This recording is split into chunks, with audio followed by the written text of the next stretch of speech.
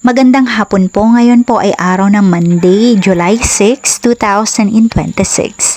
At narito na ang resulta nating 5 p.m. PISAS o Lottery Results today. At para sa draw natin ngayon ay ang 2D Lotto at ang 3D Lotto.